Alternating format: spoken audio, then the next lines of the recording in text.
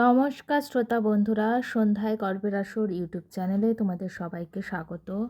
আজকের গল্প মিষ্টির তনুদা, বহুল প্রতীক্ষিত এবং গল্পটির আজকে শেষ পর্ব। আকাশে পূর্ণিমার ঝলমলে চাঁদ। তনু মিষ্টিকে বলল, ছাদে যাবি মিষ্টি? এত রাতে? চল না প্লিজ, ভারী লেহেঙ্গা চেঞ্জ করে নি। তনু একগুঁয়ের মতো বলল, না। মিষ্টি লাজুক হেসে বলল, আচ্ছা চলুন তবে। বাসার বাইরে এসে তনু মিষ্টিকে কোলে তুলে নিল। তারপর একটা করে সিঁড়ি বেয়ে ছাদে চলে গেল। ছাদে গিয়ে আস্ত করে মিষ্টিকে নামিয়ে দিল। ছাদের মাঝারি সাইজে একটা শিউলি ফুলের গাছ আছে। এই মধ্যরাতে গাছে অজস্র ফুল ফুটে রয়েছে। শিউলি ফুলের সুবাসের চারপাশে মাতোয়ারা। তনু মিষ্টির পিছনে দাঁড়িয়ে 2 হাত দিয়ে কোমর জড়িয়ে ধরল। মিষ্টি আবেশে কেঁপে উঠল, বুকের ভেতর দাবানল। তনু মিষ্টির কাঁধে চিবুক রেখে আকাশের দিকে তাকালো। ফিসফিস করে বলল, দেখো আকাশ, আমার কাছেও ব্যক্তিগত একটা চিঠি আছে। তোমার ক্ষয়ে যাওয়া চাঁদের থেকে 1000 গুণ সুন্দর আমার চাঁদ। প্রতিনিয়ত আমার জীবনে দ্যুতি ছড়িয়েই যাচ্ছে। আমি আমার চাঁদকে ভীষণ ভালোবেসে ফেলেছি। মিষ্টি লজ্জা পেয়ে পিছন ফিরে তনুর বুকে মুখ গুজল। ওই দূর আকাশের বুকে লেগে থাকা চাঁদটা আজ লজ্জা পেল নাকি? না হলে অমন করে মেঘ ঢেকে গেল কেন? মিষ্টি, তোকে একটা কথা বলা হয়নি। মিষ্টি মুখ তুলে তাকালো। চাঁদের আলোতে তনুকে দেখতে আজ অন্যরকম সুন্দর লাগছে। তনু মিষ্টিকে নিয়ে ছাদে কার্নিশে বসলো। মিষ্টির দিকে তাকিয়ে বলল, আমার পরিবর্তন হওয়ার পেছনে একটা গোপন সত্যি আছে। কি সত্যি? তুই যে প্রায় বলতি না, খারাপ মানুষ সহজে ভালো হয় না, কথাটা না পুরোপুরি মিথ্যে না। তার মানে আপনি? আগে আমার পুরো কথাটা শোন। বলুন। আমাদের বিয়ের পর না আমি আর খারাপ জায়গায় যাইনি ঠিকই, যেহেতু মন চাইলেই তোকে কাছে পেতাম, তাই আর যাওয়ার প্রয়োজন পড়েনি। তবে ফোনে প্রায় মেয়েদের সাথে গোপন চ্যাট করতাম। গোপন চ্যাট বুঝিস তো? মিষ্টি 2 হাতে মুখ ঢেকে ফেলল। ওর খুব কান্না পাচ্ছে। মা ঠিকই বলে, খারাপ মানুষ কখনো ভালো হয় না। তনু মিষ্টির মুখ থেকে হাত দুটো জোর করে সরিয়ে দিল। মিষ্টির কপালে চুমু এঁকে দিয়ে বলল, পুরো কথাটা তো আমাকে শেষ করতে দে। অর্ধেক শুনিয়ে এত ভেঙে পড়িস না মিষ্টি। মিষ্টি বিড়বিড় করে বলল, শুনতে না ইচ্ছে করছে না, প্লিজ মিষ্টি। মিষ্টি বিরস মুখে অন্যদিকে তাকালো। বোর বুকের ভিতর ভীষণ কষ্ট হচ্ছে। তনুটা সত্যি সত্যি ভালো ছেলে হয়ে গেলে কি খুব ক্ষতি হতো? হতো না। তাহলে কেন ভালো হলো না মানুষটা? তনু মিষ্টির বিষণ্ণ মুখের দিকে তাকিয়ে দীর্ঘশ্বাস ফেলল। বলল, তোকে বিয়ে করার পরও আমার ভেতরে কোনো পরিবর্তন আসেনি। তবে একটা ভয় সবসময় কাজ করতো, যদি সবাই জেনে যায় আমার মান সম্মান থাকবে না, আমাকে তোর বাবা অপমান করবে, ছোটদের সামনে আমার ইমেজ নষ্ট হবে। আমার ভয়কে সত্যি করে দিয়ে সত্যি সত্যি প্রায় অনেকেই আমার ব্যাপারে জেনে গেল। তবুও আমার ভেতরে না সেভাবে কোনো পরিবর্তন আসেনি। আসলে যে একবার নীল সাদা রঙিন দুনিয়ায় পা রাখে, সে চাইলে সহজে আর বের হতে পারে না। আমিও পারিনি। হঠাৎ একদিন প্রচণ্ড মাথা ব্যথা নিয়ে না একা একা ডাক্তার দেখাতে গেলাম। বলে রাখা ভালো, আমার মাথা ব্যথা নতুন না, মাঝে মাঝে তীব্র মাথা ব্যথা হয়। তো সেদিন ডাক্তার কিছু টেস্ট দিল। কাকতালীয়ভাবে আমার টেস্টের রিপোর্ট তনু নামের অন্য একটা ছেলের সাথে বদলে গিয়েছিল। এই দোষটা অবশ্য আমি হাসপাতাল কর্তৃপক্ষকেই দিব। তো সেই রিপোর্টে লেখা ছিল আমার ব্রেন টিউমার, বাঁচার সম্ভাবনা নেই। আমার দুনিয়ার আয়ুকাল 6 মাস বা তারও কম। বিশ্বাস কর, সেদিন আমি সারা রাত কেঁদেছি। কেন আমি এত তাড়াতাড়ি মারা যাব? একটাই তো জীবন আমাদের। আরও বেশি কিছুদিন বছর বেঁচে গেল খুব কি ক্ষতি হতো? এখনও গোটা একটা জীবন পড়ে আছে আমার। কত শখ ফুর্তি পূরণ করা বাকি। সব ফেলে নাকি আমাকে চিরতরে চলে যেতে হবে। আমার নিথর দেহখানা পুড়ে ছাই হয়ে যাবে। আমার যে গার্লফ্রেন্ডের মোহে পড়ে আমার যৌবন নষ্ট করেছি, তাদের সবাইকে একে একে মেসেজ দিয়ে আমার রোগের কথা বলেছি। দিন শেষে কেউ আমার পাশে থাকেনি। সবাই সহানুভূতি দেখিয়ে আমাকে ওদের জীবন থেকে ইনিয়ে বিনিয়ে ব্লক করে দিয়ে কেটে পড়েছে। অথচ ওদের জন্য আমাদের পবিত্র স্বামী স্ত্রীর সম্পর্ক একসময় নষ্ট হয়ে যেতে বসেছিল। দিন দিন আমার ভেতরে ভয় বাড়তে লাগলো। তোকেও খুব করে মানানোর চেষ্টা করলাম, তবে তোকে সত্যি বলতে ইচ্ছে করলো না।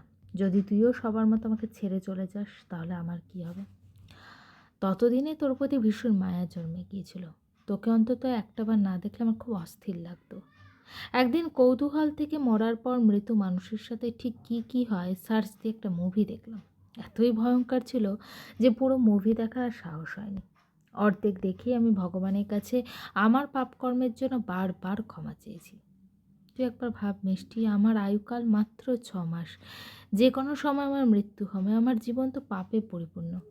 একটা ভালো কাজ করেছি নাকি আমার শখ ঠিক মানে কি মনে করে না। মরার পর আমি সৃষ্টিকর্তার কাছে কী জবাব দেব? এইসব ভাবতে ভাবতে আমি পাগল পাগল হয়ে যেতাম। তোকে অনেক কষ্ট দিয়েছি, নতুন করে আর কষ্ট দিতে চাইনি। তোর মনে আছে তোর কাছে আমি 6 মাস সময় চেয়েছিলাম? ভেবেছি মরেই তো যাব, যে কটা দিন আছি বেঁচে নেই। তোকে ভালোবেসে আপন করে নেব। তোর সাথে আমার শেষ সময় বেস্ট কিছু স্মৃতি জমিয়ে তোকে উপহার দিয়ে যাব। মাঝে মাঝে ভাবতাম আমি মারা যাওয়ার পরে তো ও অন্য কারোর সাথে বিয়ে হয়ে যাবে। তুই অন্য কাউকে আদর করবি, ভালোবাসবি, স্বামীর অধিকার দিবি। তখন আমার খুব কষ্ট হতো, আবার অনুশোচনাও হতো। আমি মরে যাওয়ার পর তুই অন্য কারোর হবি ভাবলেই না আমার দম বন্ধ হয়ে যেত। অথচ তুই আমার বউ থাকা অবস্থায় আমার সম্পর্কে কত কিছু জেনে গেছিস। তোর কত ধৈর্য রে মিষ্টি।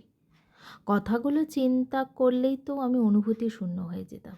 আর তুই এত কিছুর পরও কিভাবে মুখ বুজে মেনে নিলি? কথাগুলো বলতে বলতে তনু মিষ্টির দিকে তাকালো। দেখলো মেয়েটা ফুপিয়ে ফুপিয়ে কাঁদছে। তনু মিষ্টিকে জড়িয়ে ধরলো, মাথায় হাত বুলিয়ে বলল, হেই বোকা, কাঁদছিস কেন? চেয়ে দেখ, আমি সম্পূর্ণ সুস্থ, মানে আমার কিচ্ছু হয়নি। তবে বেঁচে থেকেও আমি মৃত্যু অনুভূতির আসল স্বাদ পেয়েছি। আমার ভালো হওয়ার জন্য তো এই একটা কারণই যথেষ্ট ছিল।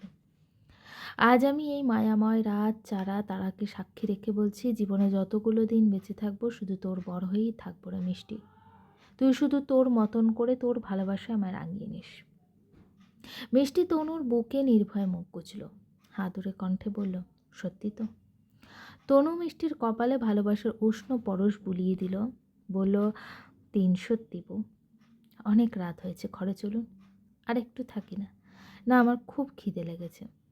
তনু এক চোখ টিপে দুষ্টুমি করে বলল, কি খাবি মিষ্টি? মিষ্টি লজ্জায় নুয়ে গেল।